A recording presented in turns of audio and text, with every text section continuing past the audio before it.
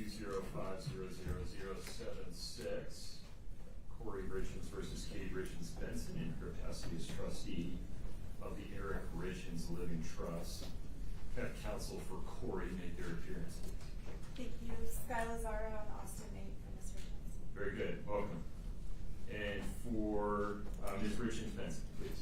Yes, Your Honor. James Tracy and Jacob Gorange for defendant Katie Richins Benson in her capacity as the trustee of the Eric Richins Living Trust. And Ms. Chandler. Deborah Chandler on behalf of the minor children. Very good. All right. We're here on three motions. They are related, so there may be some going back and forth as we address related issues. Why don't we handle the motion related to plaintiff's seventh claim for relief first? That's the motion for partial summary judgment related to the Voidable Transfer Act.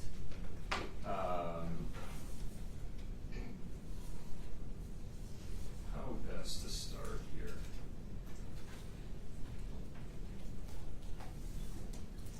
Mr. Nate, are you doing the talking on this one? Yes, Your Honor, I am. Why don't we start with you? I think for the benefit of our media members, you need to stand at the podium. Happy to do so, Your Honor.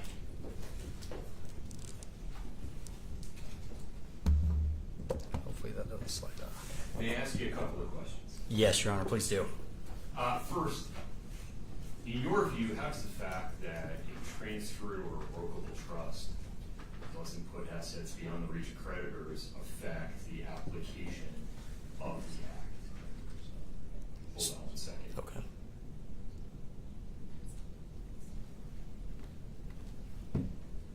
Let me check with Bridget for these. Do we need to fix it? You sure? Okay. Okay.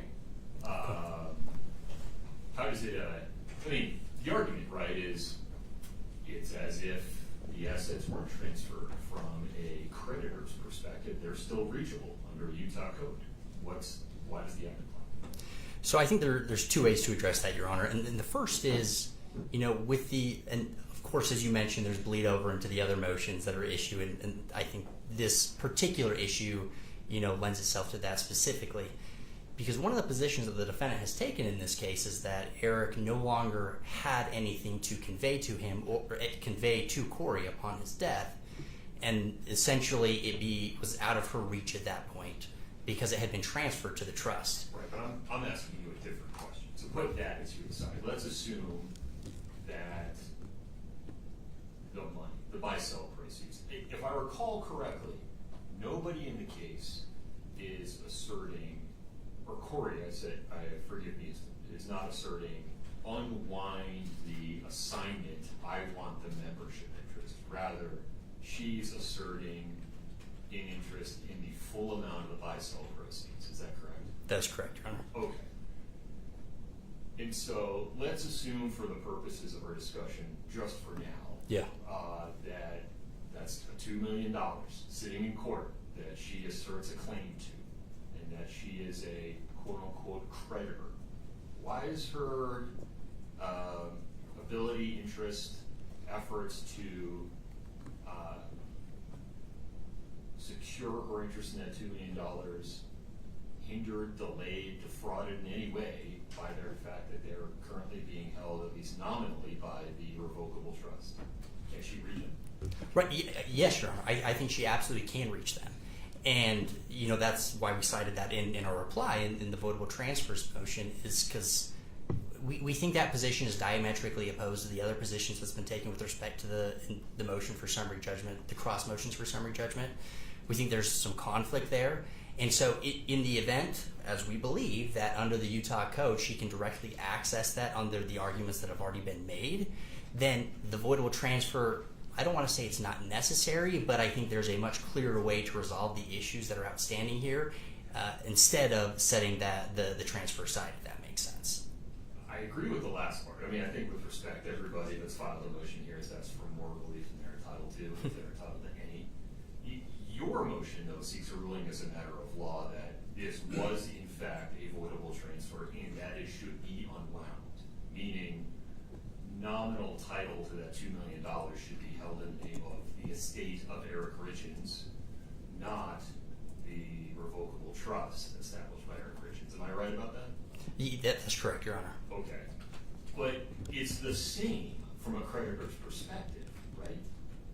Whether you execute a judgment against the revocable trust or you execute it against the estate, there's no difference, is there?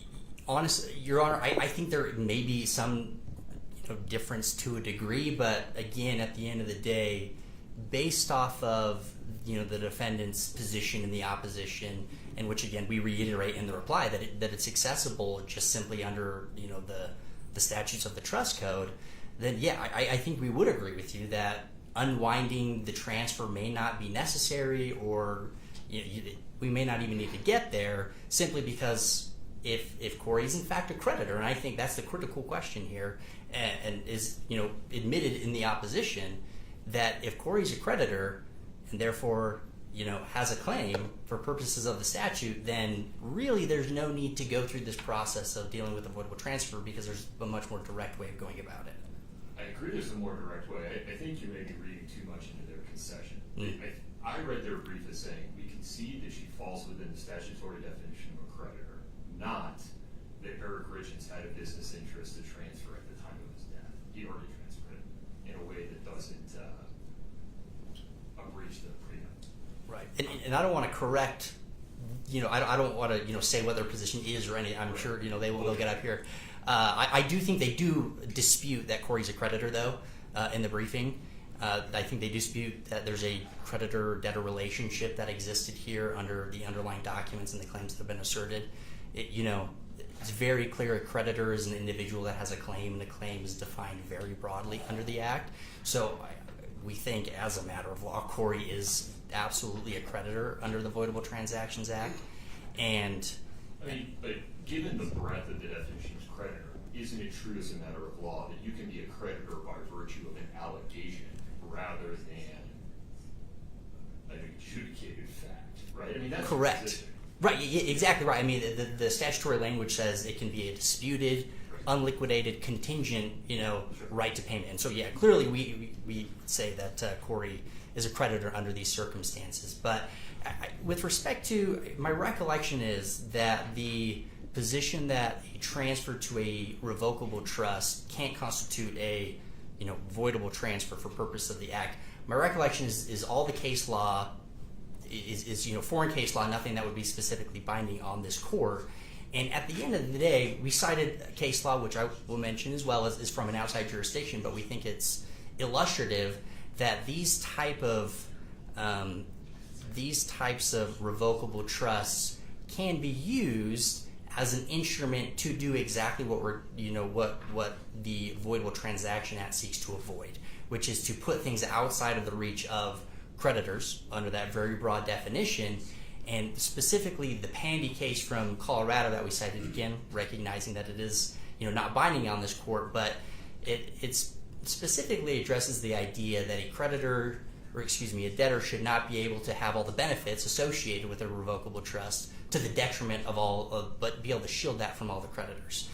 But if I read the Utah Probate Code correctly, there is no limitation on the post-death susceptibility of an asset that was contributed to a revocable trust during the testator's life to claims of creditors. It's as if it was just sitting in the estate of the individual, right? I think you're correct, Your Honor. Okay. Yes. And so I think their argument was categorically, as a matter of law, transfers to a revocable trust cannot be within the purview of the Act. Now, in fairness to you, you say, all right, they're not in the purview of this section of the Act, but what about the no equivalent value? And would you acknowledge there's at least an issue of fact as to whether or not $2 million is equivalent value? I don't know that I can grant summary judgment on that. Could you clarify your question? An issue of fact on the value on that value, or There's what do two you mean? different sections of the Act. Right. Correct. Or two different, I guess we'll say silos of the Act. Right. One is creditor, debtor, transfer with the intent to hinder, delay, defraud. Right. That'll be category number one.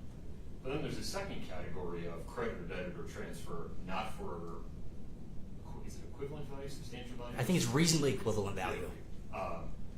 That would not be affected by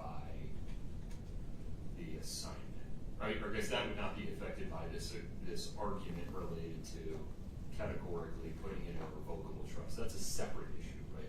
Right. Yeah, I think so. Yes. But here you are asking for summary judgment, meaning undisputed facts, ruling as a matter of law that this was in fact a voidable transfer. In order for me to rule in your favor on that second category of argument of the act, I would have to rule as a matter of law that $2 million wasn't enough, right? So that the $2 million was not. So let me make sure I understand your question, Your Honor. So under Section 203, I think is where we're operating this second group, right? In order for a transfer to be voidable, there needs to be. In fact, do you mind if I just pull it up? That might be the easiest. I don't want to misquote it here.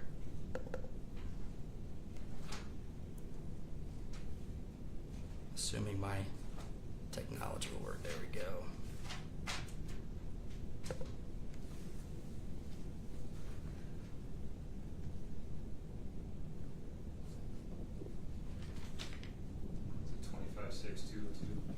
So 202 is actual intent to hinder, delay, or defraud, and 203, subsection 1, is that it transfers voidable if the debtor made the transfer without receiving a reasonably equivalent value in exchange for the transfer, and 2, the debtor was insolvent at the time or became insolvent as a result of the transfer. And what I see them saying is myriad issues of fact. You haven't proven it based on undisputed facts as a matter of law.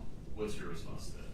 Our response is they haven't provided any evidence any admissible evidence to the contrary, right? If you have the initial burden here of production and persuasion, and they're saying you haven't met it, tell me why you haven't. I think we met it, Your Honor, because first we have the testimony of our client as to the assets that were owned, that she was aware of at the time of the transfer. In addition, we have the additional debts that we know existed. I don't think there's any dispute as to at least the first mortgage debt. Certainly there's a dispute as to the second one right now. But even if you disregard the second mortgage, with respect to the first mortgage, they haven't identified, or we have come forth with evidence, testimony from our client, stating that Eric's assets did not exceed $200,000, but that his debts did exceed $200,000, and we have that demonstrated by solely the amount of the first mortgage on the house, right? So, with that testimony and providing, the fact that debt existed at that time, we think we've met our initial burden to demonstrate that those were the amounts of Eric's assets, those are the amounts of his debts under the terms of the act that constitutes insolvency, and therefore. Run those numbers by me one more time. I didn't hear you say the words $2 million. Correct. I did not say the words $2 million. And I think here, because the focus is on the debtor receiving a reasonably equivalent value, so that would be Eric receiving value, not the trust, right? So your entire argument, though, that he as trustee and he as individual are one and the same for the purposes of this analysis, and so if he as trustee is going to receive $2 million from the buy-sell, he as individual receives it as well? To a degree, yes, Your Honor. I don't know that we would say that it's, yes, we think functionally it is one and the same, but again, we are taking the arguments that we've received from the other side that there is this distinction here, right? And so, had the position been taken that, or without the initial position that the fact that Eric did not have, possess, or own this upon his death, if that position was not taken, it's highly unlikely we would have brought this motion in the first place. Okay. Bear with me. Mm-hmm.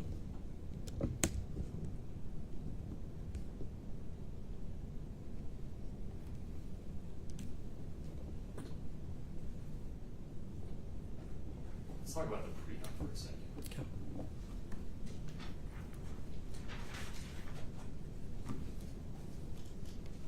I understand your argument to be by executing the assignment, Eric breached the prenup by effectively diluting Kouri's interest in buy-sell proceeds by 75%. Right? Correct.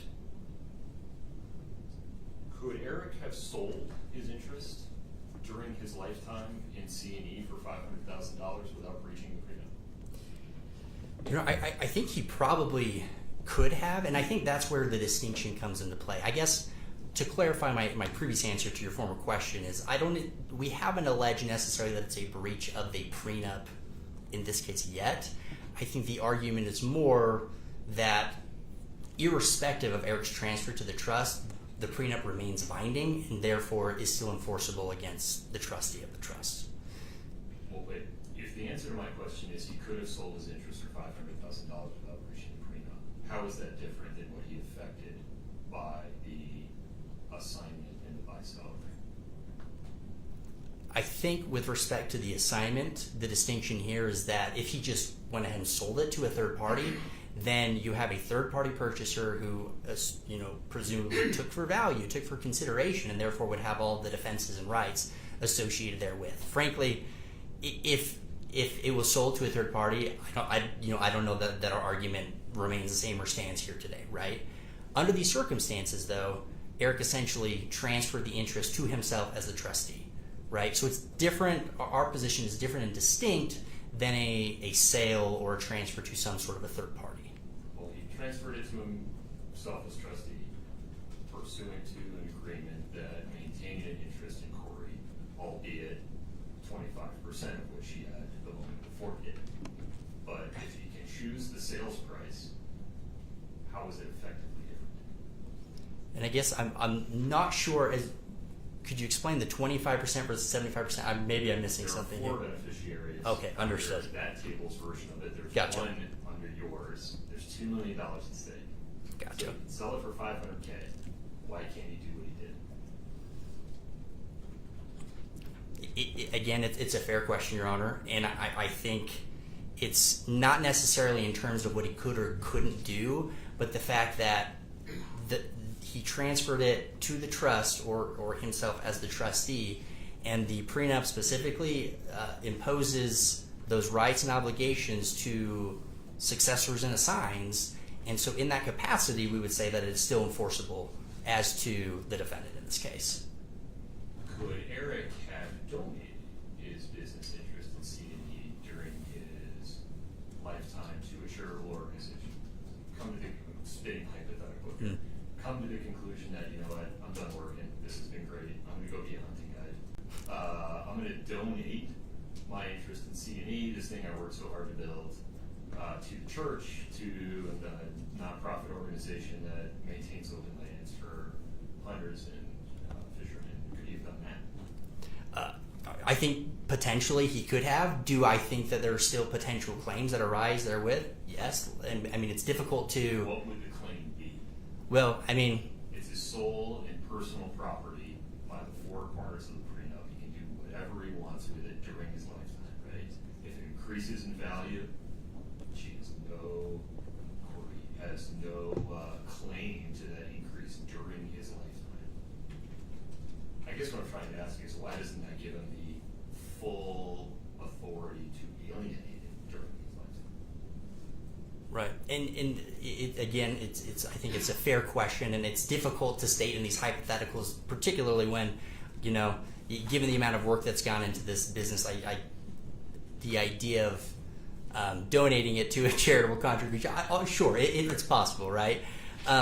But again, at the end of the day, we think it comes back down, if you look at the plain terms, yes, it is unequivocally, during his lifetime, it is going to be his sole and separate property with this single contingency, correct?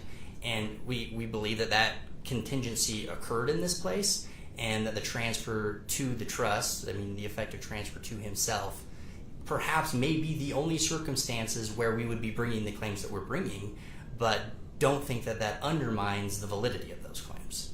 Okay. I understand your position. Thank you, Your Honor. Put these people in the hot seat for a bit. Counsel. Yes, Your Honor. Start with the last issue. Well, actually, no. Start with the voidable transfer. The voidable transfer? Yeah. Well, Your Honor, we agree that the problem with the voidable transfer, it doesn't fit the facts of this case. It doesn't fit. A voidable transfer is a remedy for creditors to get at assets that debtors have tried to put outside their reach. As you mentioned, and we've cited in 75-7505, it's very clear under the trust code that assets held in a revocable trust are subject to the claims of the creditor during the grantor's lifetime. What about the section 203? Well, so 203, now that, and I do think it's important to look at the difference between section 202 and 203. To remind ourselves, on section 202, that's where you have a claim that arose either before or after the transfer. I don't see how Kouri could have possibly had a claim before the transfer, but we could talk about that. Prenup was in existence before the transfer. Right, but what claim did she have? Well, it would be the contingent claim that by this transfer, you are undermining Okay. that which you agreed to in the prenup. Now, we have a whole colloquy I just got into with Right. Mr. Nate about the fact that you could have done it anyways, but Exactly. the act provides a different overlay.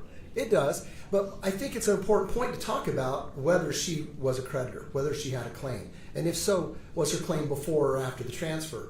I think that, and we do take the position that she wasn't a creditor, that she didn't have a claim. But let's take your hypothetical.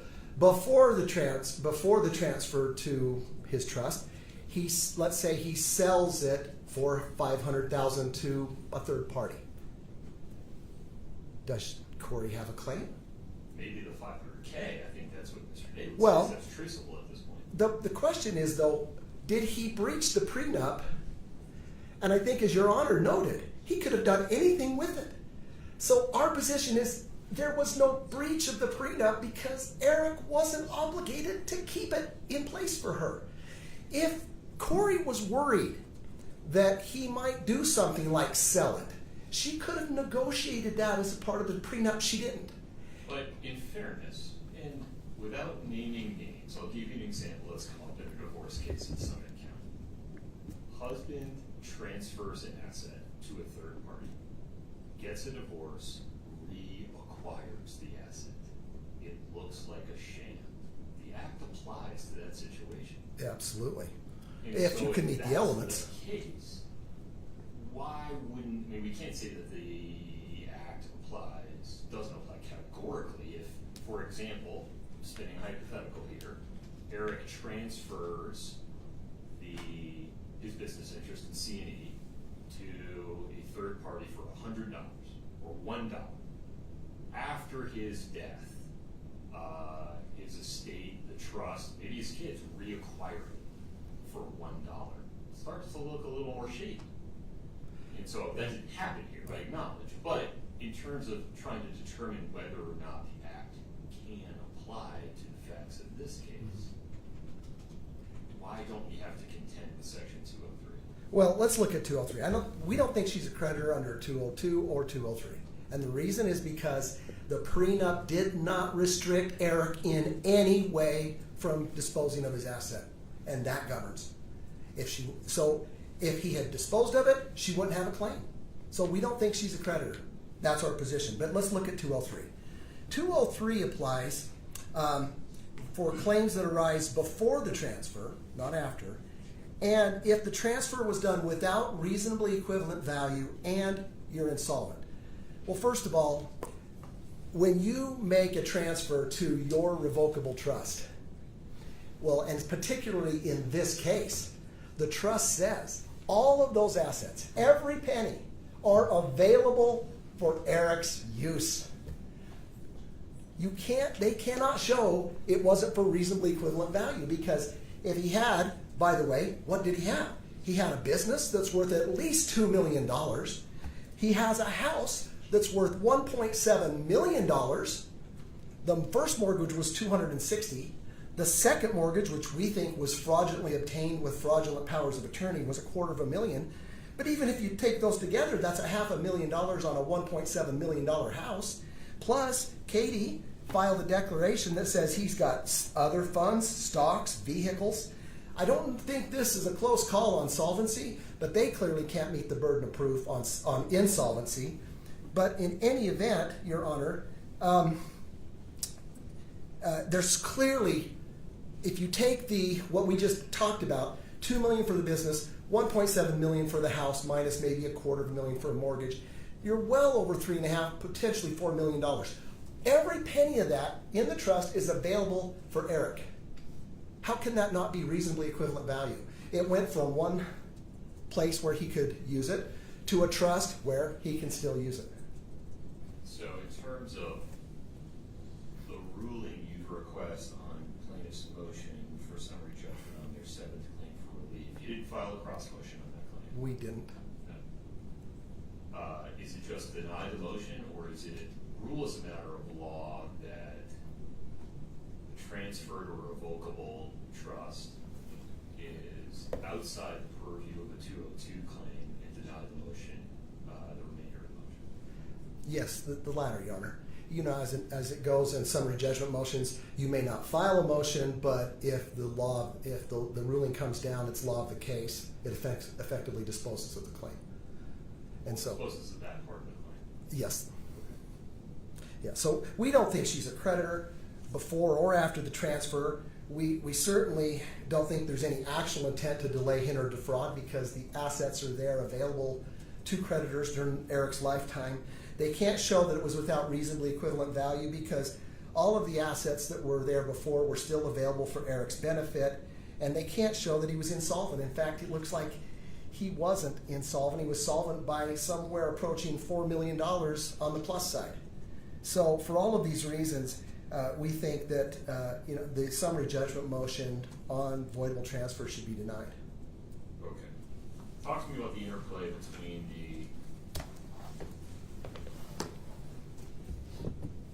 terms of the prenup and then the events of the buy-sell agreement in June 25, 2019 and the assignment in February of 2020. Okay? Your position, I think, is you can do whatever he wants. He can There's do no whatever he mention of wants. prenup. I don't know that the prenup could have been more clear on the fact that this was his, not hers. No part of it was hers. He could do anything he wanted with it. That seems to be crystal clear. Then we get to section 2, sub 1, under the title separate property of husband, that says the expenditure of commingled marital funds even on said business. Because they're thinking, well, what if you spend commingled funds? The expenditure of commingled marital funds on said business shall not give wife a claim or right to an interest in said business, or alter the separate ownership of said business, except that if husband should die prior to wife while the two were lawfully married, husband's partnership interest in said business shall transfer to the wife. Well, Your Honor, Eric simply did not own a partnership interest at the time of his death. It was owned by the trustee of his trust in his fiduciary capacity. It so happened that he was the trustee of his trust, but legally that makes no difference. The business interest was not owned by Eric individually when he died. It is not a distinction without a difference. It is a distinction that Utah law recognizes. If that business interest had been owned by him individually when he died, that would have had to pass through probate. It did not. Nothing in the prenup restricted Eric's ability to sell, transfer, or assign his interest before he died. And again, the prenup makes clear that the membership interest was Eric's sole separate property to do with as he pleased. It seems to me, Your Honor, what Kouri wants is the court to ignore well-established principles of trust law that allow someone to transfer legal title to assets from themselves individually to a trustee. Your Honor, it wouldn't, let me use an example. If Eric, instead of transferring it to his revocable trust, had decided to create a limited liability company, Kouri Richins LLC, and he's the sole member, would we be having this discussion? Maybe. Maybe. They would have to say, well, The body language from getting from that table is yes. well, okay, but what would they have to do to get there? They'd have to say, well, for that, you can just Your Honor, just ignore. You have to ignore the corporate structure of the LLC because he's a single member. Well, that's not the law. An LLC is a separate legal entity, and the law recognizes it as such. It's really not much different with a trust. A trustee of a trust holds the legal title for the benefit of the beneficiaries. Real property, and in fact, in this case, the real property transferred from being owned by Eric to being owned by the trustee of his trust. Again, the fact that he was his own trustee doesn't make a difference. So when I look at the list of relief you're asking for, I think it's different than what you're arguing in favor of. It seems to be what you're arguing in favor of is a ruling as a matter of law that the assignment by Eric of his business interest to his trust in February 2021 was effective and was not a breach of the prenup. Right. Full stop. Right? Yes, but, footnote, Yeah. even if it were a breach of the prenup, who's her claim against? It's not against the trust. It would be against Eric. And I'm here to tell you, Your Honor, they have not brought a claim against Eric Richins for breach of the prenup. I think what they're saying is the assignment is valid because he didn't have the authority to do it because he'd already agreed and they're going to hold some interest or hold the void business. Well, Your Honor, having an assignment or a contract or any other agreement not be effective is a completely different story than breaching it. There's no suggestion that it's not effective. It could be a breach. Pause for a second. You keep taking on more water than you need to, and I don't understand why. For example, you're asking me to rule that the trust proceeds shall be distributed in accordance with the terms of the trust agreement. Lord knows what kind of equitable or other fiduciary duty arguments are sitting out there. Why would I make that ruling today? Isn't the only thing that's before me today is, does the trust hold the $2 million, period? Or is, no, the $2 million is in his estate? We are perfectly satisfied with the ruling that the trust owns the $2 million. Okay. And then the parties litigate whatever arguments they have beyond that after today, right? Fair enough. Okay. By the briefing, less than the introductions to the briefs, I think that's the proper result today. Do you see it differently? No, we'd be satisfied with that result. Okay. All right, let me hear from Ms. Chandler. Yeah.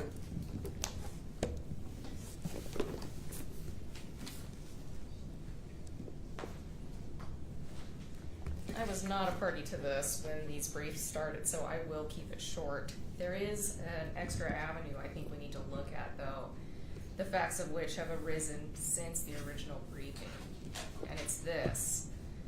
Eric died on March 4th, 2022, and under Utah Probate Section 75-3-803, Kouri had a year from the date of his death or 60 days from receiving written notice or notice of publication to present a claim to the estate.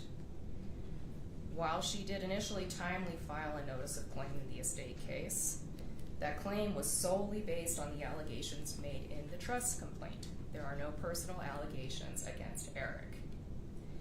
These claims were then disallowed by the PR on April 12th, 2023. Utah Code Section 75-3-804 subsection 2 requires that a proceeding be commenced within 60 days after the personal representative has mailed the disallowance of claim. To date, there is no proceeding that's been initiated and the time to do so has passed. So, Wait a minute. This has not been briefed. It has not, Your Honor. I just want to make sure I understand, to see where things are headed. So, If Kouri doesn't the have moment Eric dies, right, the business interests, the buy-sell proceeds, which have not been liquidated yet but are coming, are either in his personal estate or in the trust. Yes, Your side of the room says in the trust. they are in the right? trust. The trust gets administered according to its terms. Kouri doesn't have to make any claims, right? She does have to make a claim if she's going to contend a fraudulent transfer, because Okay. Eric has to be the debtor. So, on all sections of But if it's in his estate, this is where you're telling me some deadlines with harsh results kick in. that's correct. If she didn't make a claim, but in the estate, and pursue it within 60 days of receiving that notice of disallowance, those claims are now barred. And when you say claim, is that her argument under the Act? It would be a claim that she has any claim against Eric, right? Whether it's breach of the prenuptial agreement, breach of the duty of good faith and fair dealing. I see. So without those, a claim on that she owns half the house. Without those, there can be no debtor-creditor relationship, Your Honor. And every section of the Utah Voidable Transaction Act requires a debtor-creditor relationship as a predicate to asserting the claim.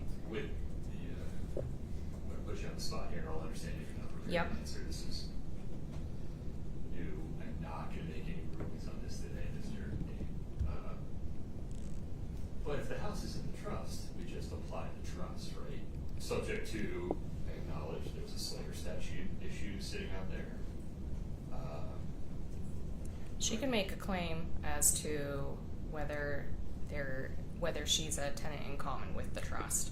Right. But to the extent she has some claim against Eric as a debtor, she's lost that. Okay. You're going to have to brief that. I Okay. can't rule today. on That's that. fair. Talk to me about the arguments that were, anything to add on those? I think that the argument, there's a valid transfer here. To the extent that that transfer did something that the prenup, I think on the face, the prenup allows for that. To the extent that that violated, I think the only issue would be a duty of good faith and fair dealing as to Eric or some other frustrates the purpose of the contract. Those claims were against Eric personally, and they need to be brought against him personally. I don't know if you can, I don't think that claim goes against the trust, because the trust would be the same as a third-party transferee for the purposes of this.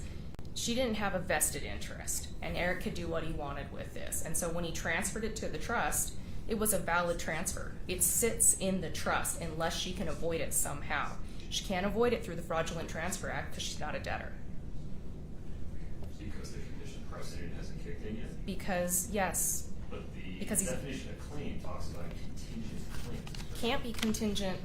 At best, she had a contingent, unliquidated claim that can now never be liquidated because it's time barred.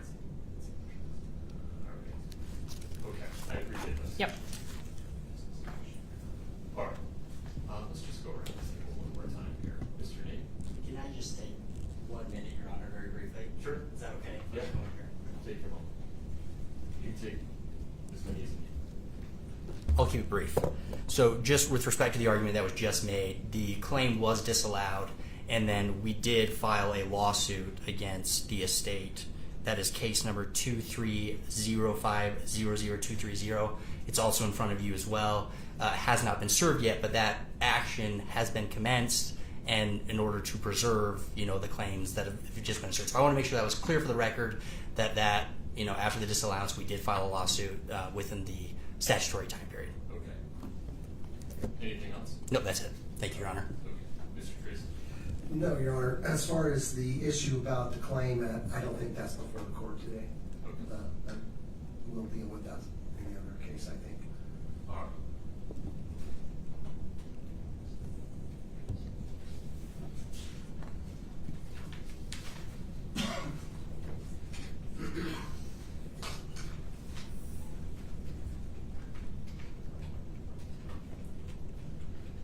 All right, the procedural posture of today's hearing bears noting. We're here on 3 motions for partial summary judgment. No matter what I do today, it does not dispose of all claims between the parties. There will be more litigation after today. With respect to plaintiff's motion for summary judgment on plaintiff's 7th claim for relief,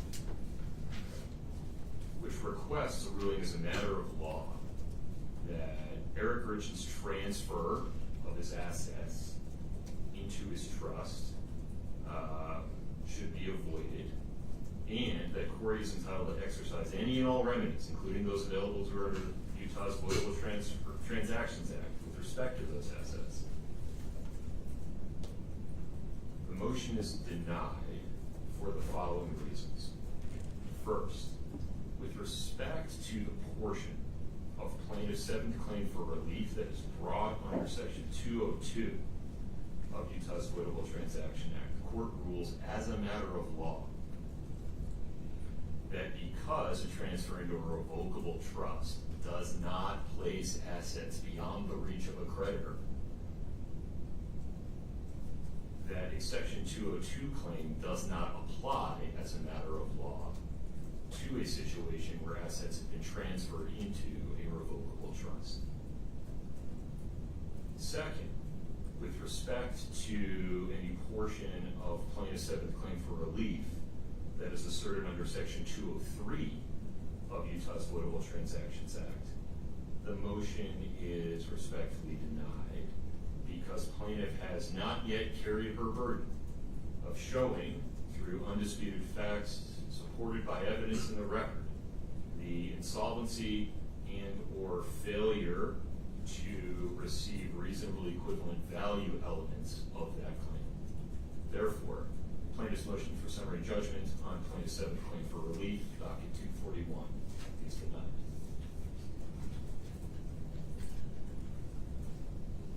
Plaintiff's motion for partial summary judgment, which is docket number 7, and defendant's motion for partial summary judgment, which is docket 249, are related. Plaintiff asked for a ruling as a matter of law that Kouri is the sole legal and equitable owner of the business interest, otherwise known as the $2 million in buy-sell proceeds, that the trust holds no interest right or title to or in the business interest, and that Kouri is the sole and proper recipient and owner of the business interest and any proceeds that are derived from the liquidation of that business interest. Again, the $2 million of the buy-sell proceeds that are currently being held in the court's trust account. Conversely, defendant seeks a ruling as a matter of law that CNE's operating agreement prevented the transfer or pledge of the business interest, that the prenuptial agreement with its attempted pledging of the business interest is unenforceable, that the assignment that occurred in February of 2021 is valid, binding, and operated to transfer the business interest to the trust, and that the trust is entitled to receive the proceeds from any sale of the business interest, after which those proceeds shall be distributed in accordance with the terms of the trust agreement. Based upon undisputed facts in the record, the court rules as a matter of law the plaintiff's motion for partial summary judgment, docket number 7, is denied, and defendant's motion for partial summary judgment, docket 249, is granted in part and denied in part as follows. The court rules as a matter of law that the assignment of Eric's interest in C&E in February 2021 to his revocable trust is valid and operated to transfer his interest in C&E to the trust. Moreover, the court rules as a matter of law that the trust is entitled to receive the proceeds, that is the buy-sell proceeds of $2 million related to that business interest. The defendant's motion for partial summary judgment is otherwise denied. Would you like us to prepare an order, Your Honor? Please. We will. Mr. Nate, the motion's to stay. I appreciated your email. How do you want to handle this? Your Honor, I think we are in discussions. I think we're close to reaching an agreement. It would be helpful, though, if we could get something on the calendar down the road, just in case those discussions fall apart. There's another summary judgment hearing coming, isn't there? In this case, No, we have summary judgment motions pending, but Your Honor, stay those until we have this hearing. My calendar may be out of date. Give me just a moment.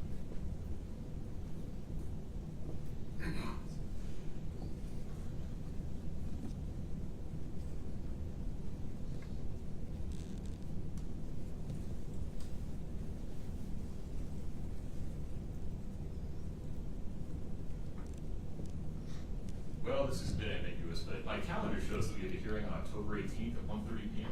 in case ending 049. Is that the estate case? That might be. Nothing later with Says that. in 076. What's that? is that a criminal case, Your Honor? No. I don't know what you're- Hold on. Hopefully I'm not embarrassing myself here. Let's take a look. We think that's an unrelated case. Maybe so.